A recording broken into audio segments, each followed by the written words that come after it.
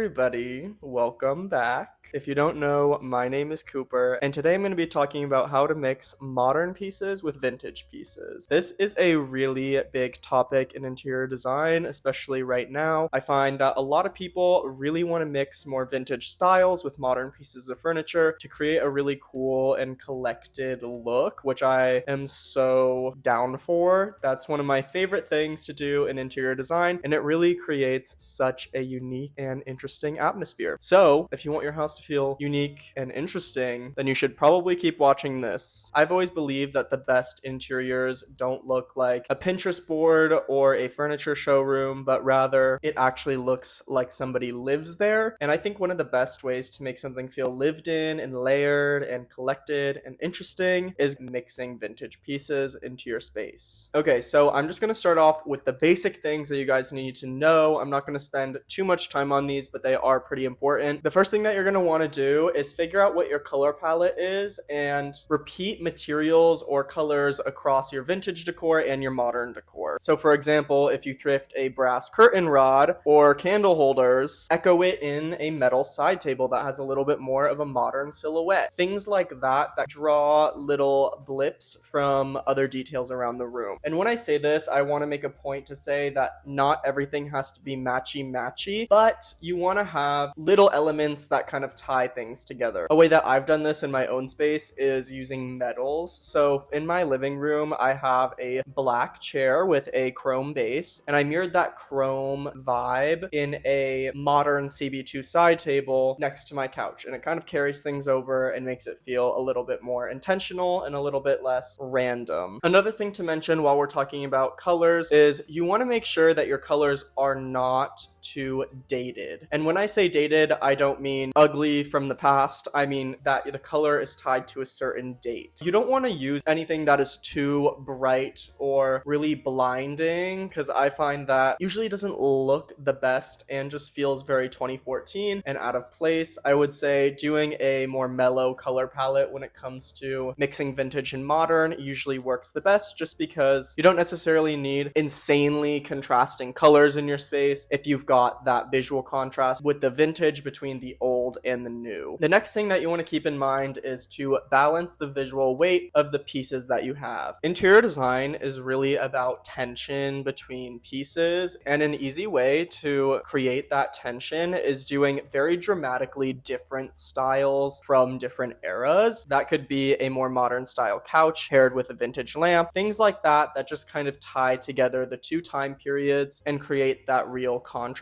because it might seem like they don't pair together in the first place, but really the details and decor do help to tie those things together. So don't worry too much if your space looks a little bit off when it just has the larger furniture pieces in it. It's just because it hasn't been fully styled and finished yet. Lastly, I would say that you want to use vintage pieces to tell a story in your space. This is especially important if you live in a place that has more modern style architecture with a lot of clean lines. Vintage pieces are going to be really important in warming that up and giving it some character. This is not to say that if you have a more modern style space to get all vintage furniture. That's not always the best idea, because if you have really stark, clean lines, you want to tie those lines into the interior decorating of your space, and that way things feel a little bit more cohesive and not so randomly placed. But adding a vintage oil painting or an older wooden bowl, something like that, can really help bring out the more historical leaning design. Before we get into styling my living room and showing you how I go about that, I wanted to run through some of the vintage pieces that I do own in my space and ways that I've gone about picking them and why they work and why similar pieces to these might work for you. So the first thing that I wanted to talk about here is going to be my candlestick holders. These are some mid-century modern burl wood candlestick holders. They have a very sleek silhouette, very 70s. A lot of the furniture that I do have in my living room, as you'll see, is very mid-century inspired, and I think that these really help to carry over that style into a smaller detail where it makes it feel a little bit more put together. I also think that candlesticks in general are a very vintage leaning item in the first place, because I don't think a ton of people nowadays are kind of,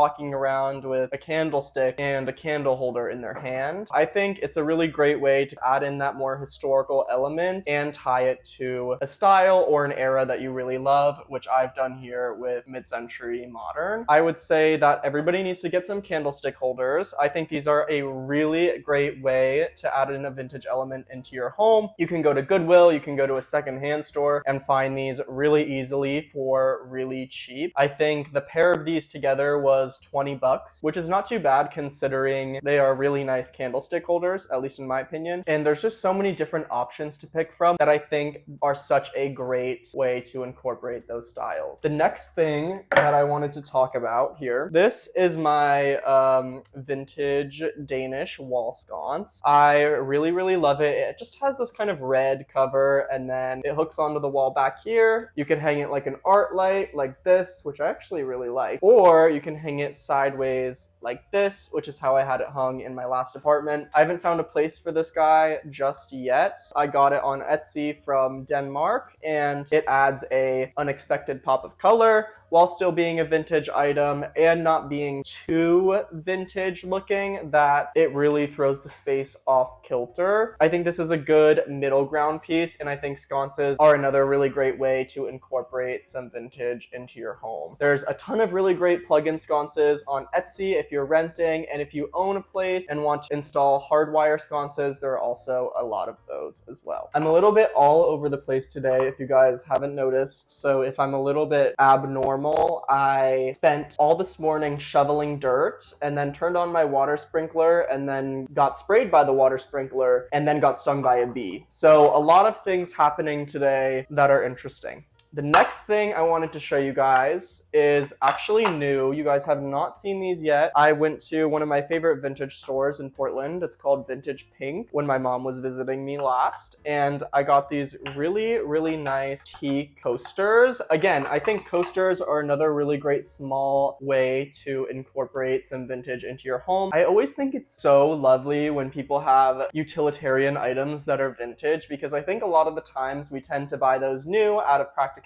or out of fear that they just have too much wear and tear. But I love when people have vintage coasters or vintage utensils or vintage glassware. I just think it adds such a level of hominess. Before we're done, I wanted to show you guys one more decor item in my house, and that is going to be my lovely little plant pot. This is my favorite plant pot that I own. It's this enamel color with a nice brown lining around it, and then it has this little painting of an olive branch, which I just think is so adorable and I really love it. Again, not necessarily the same style as the other ones, but it ties in a new element that makes the space feel a little bit more layered. We are here in my living room right now because I wanted to give you guys a little bit of a masterclass on how to mix together modern and vintage pieces. I'm gonna run you through how I picked out the base layer of my living room. So that would be my rug, my couch, my table, etc. And then we're gonna style my coffee table together because I actually haven't styled it yet, so I thought this would be a great opportunity to kind of show you how I go about it. For the base of this living room, I found it really important to create a visual tension when it came to modern and vintage pieces, because my new space that I live in is a very old home and has more historical elements, a lot of woodwork, traditional style windows, things like that. So I needed to tie in a little bit more modern in this space than I had in my last apartment because that space was so sterile. I'm not done in here by any means. I have to replace all of the blinds, curtains, swapping out some furniture, and painting the entire room, which is quite a lot. So don't take this as a final look. For the base in here, I found it really important to select pieces that are vintage inspired, pieces that are actually true vintage, and pieces that are modern to today. So my rug in my living room is the Arvin Olano X Rugs USA speckled Arel rug in the green color that they have. Unfortunately, this rug is no longer being made, but besides the point, this rug is very vintage inspired, very 70s to me. The next thing that I want to talk about in here is my couch and my coffee table. These two are very mid-century pieces. I cannot tell you the name of the couch because I forgot, and no, you cannot buy it online, unfortunately. I'm always getting questions about links to my couch. It is a true vintage couch,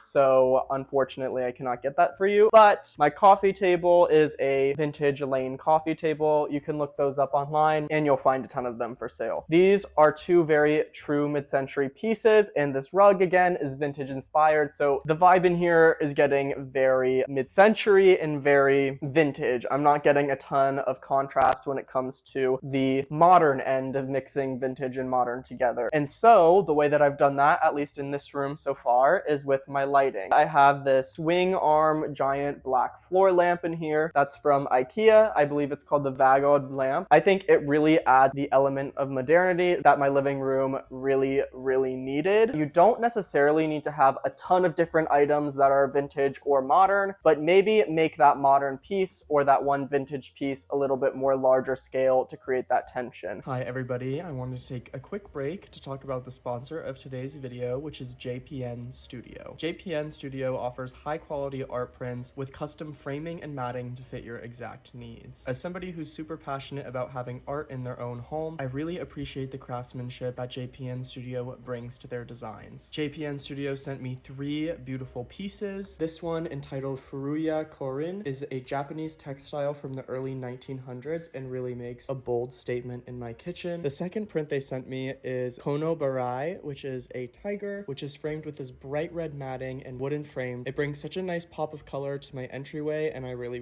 love it. The last print they sent me was Kamisaka Seka. For this piece, I picked out this beautiful rose-colored matting and rose-colored frame. I thought that the more neutral tone of the rose would contrast beautifully with the green of my bathroom. I absolutely love all 3 of these prints and would highly recommend you guys check them out if you're looking for some art on a budget. Now we're gonna style my coffee table here. So what I'm thinking for this coffee table is doing something similar to how I had it in my last apartment, doing some books, maybe some little decor items, and a plant or two. I think that the first thing I want to put on here is the candlestick holders that I showed you earlier. I think they would really tie in with this coffee table and the rest of my living room, so let's go get those. Now we have our lovely little candle holders. I think these also help to create a nice visual base for the coffee table. They have some scale to them and draw your eye towards this end of the room and make it feel a little bit bigger in here. The next thing that I'm going to add for my coffee table is some coffee table books to kind of fill it out a little bit and make it feel a little bit more homey and a little bit more cozy in here, because I think books are a really great way to do that.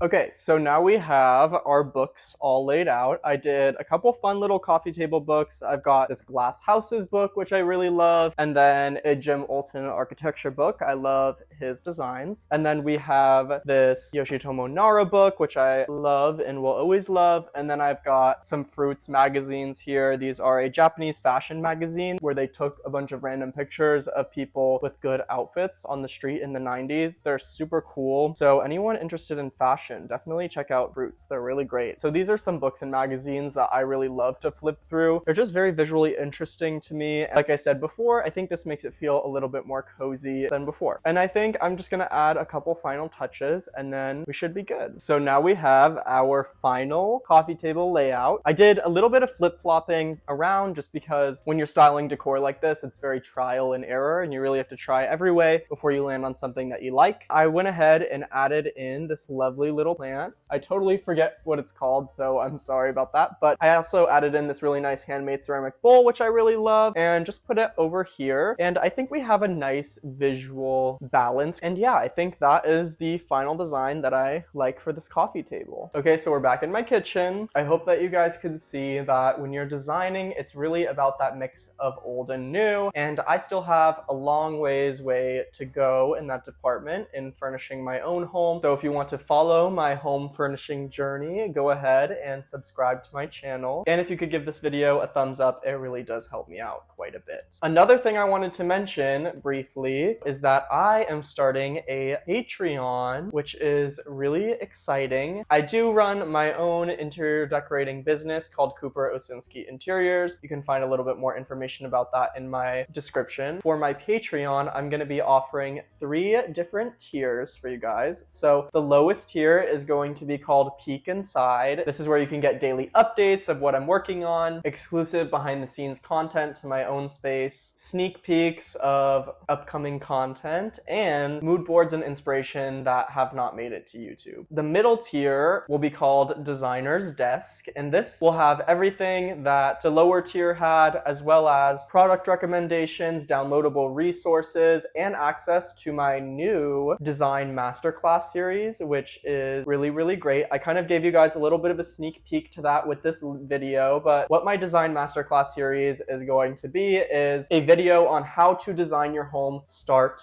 to finish and everything in between. So if you want to find your own design style and learn how to style your own space, that is a great option for you. And finally, we have the highest tier, which is called Studio Select, and that will be everything that I spoke about before, as well as one-on-one contact with me, where you can ask me any questions I'm happy to answer, as well as personalized design recommendations. So that's really exciting if you want to still be in command of your own space, not commit to hiring a designer, but still have somebody to kind of bounce things off of. As usual, you can find me on Instagram at Cooper Osinski Interiors, and I already talked about my website, so go check that out. And I will see you guys next time. Thank you.